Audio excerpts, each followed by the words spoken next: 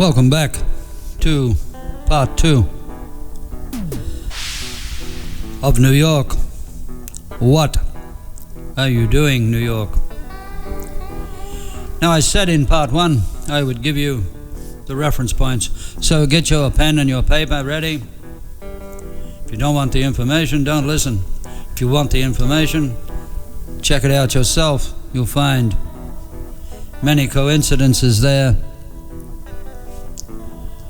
and you will say to yourself, how could this be happening when it is so accurately wrote down? But that is just my opinion. Nothing might be happening, and you're seeing nothing happening. Now, if you think the information is of any benefit to you, pass it around.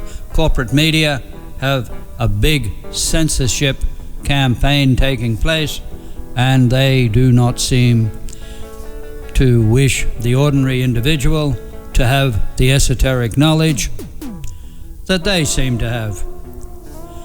Now, we're going to be using the book of Revelation, chapter 17 and 18 and 14, and also going into the book of Enoch. Let's not forget that the book of Enoch by R.H. Charles, translated by R.H. Charles, was translated for Oxford University. Let's not forget Oxford, Harvard, Yale, Stanford, whole group of them that seem to collude to keep people from switching on to what is going on. Now, if you're in New York and you're seeing all these mass amount of people coming into your city, and you're seeing billionaires leaving the city, building bunkers, buying yachts, then I suggest there you have a read of Enoch. In Enoch chapter 97, verse 7, I like 7s, 14s, I also like the number 22.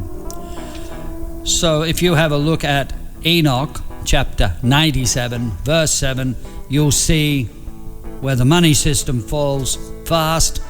You will also see where they try to hide, or they are not safe, mid-ocean or on dry lands. So, mid-ocean and dry land. Remember that? I'm assuming these big ships they're building themselves and big bunkers, they think they will avoid the plebs when it takes place. Now, in Revelation chapter 17, verse 10, these 10 horns are mentioned, and I believe they're 10 billionaires. In verse 12, it says they are kings with no land, so they have no boundaries. They are the boundaryless kings. They are hegemonic, and the city is hegemonic, and it has deceived the nations. And in verse 15, it's also talking, this is chapter 17, it's talking about these 10 horns, these billionaires, I believe. They change their tune and begin to hate the city, despise the city. They strip it naked and they leave, maybe using those yachts. And then they leave the have-nots and get on their yachts, maybe. I believe this wine press that's mentioned in chapter 14, verse 19, which I think is the Armageddon show, I think it is beginning to fire up, and they are pushing the grapes of wrath together. So you can read this. Chapter 18, verse 7, she is very cocky.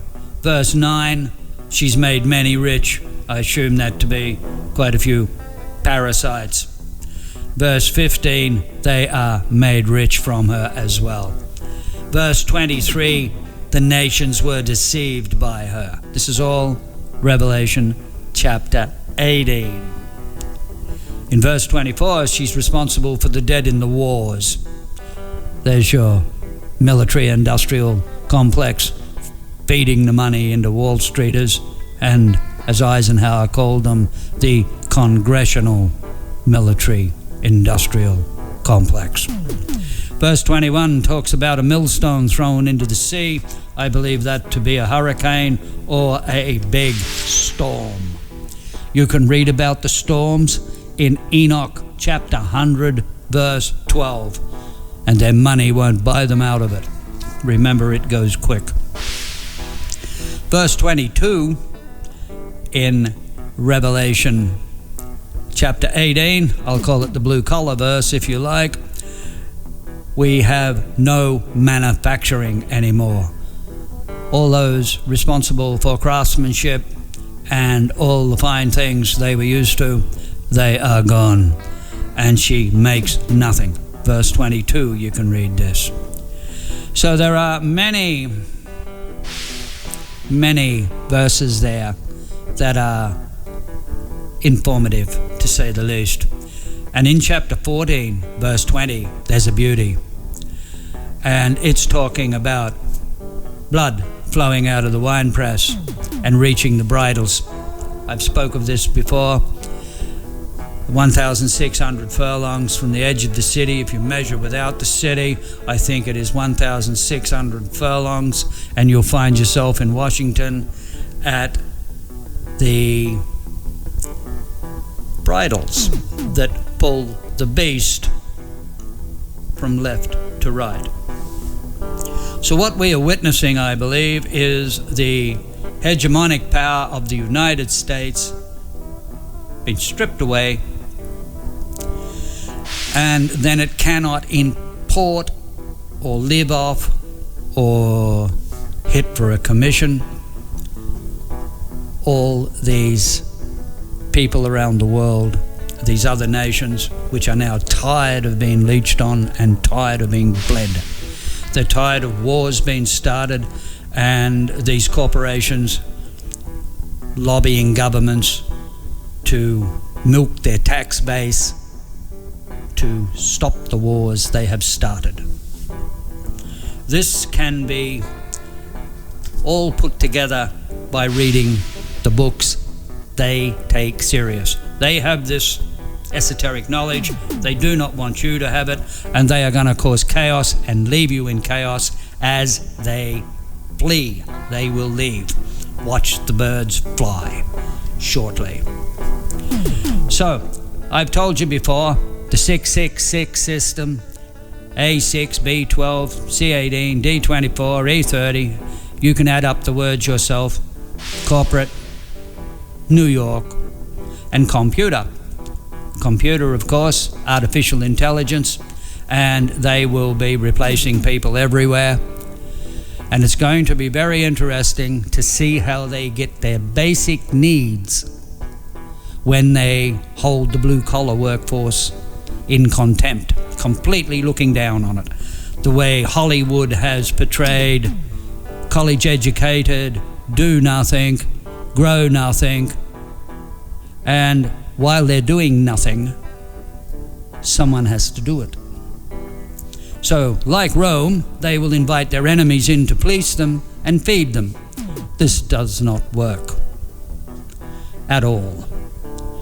So, we are at an interesting point in time.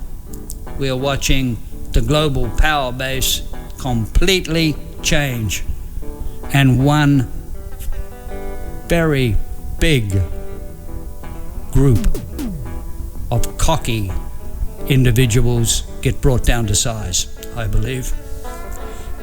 Way, way down from where they were sitting before.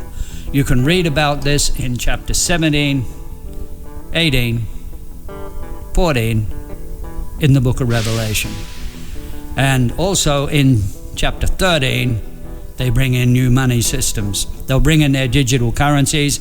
They will collapse the entire system. So look out for elitists, the 10 horns, building bunkers, fleeing, leaving, banks trying to control people so they can turn them on, turn them off, and causing chaos while they're doing it. This, I believe, is what's happening to New York, the Harlot City mentioned in the book of Revelation. Also, the tribes turn on each other internally in the nations. The generations turn on each other.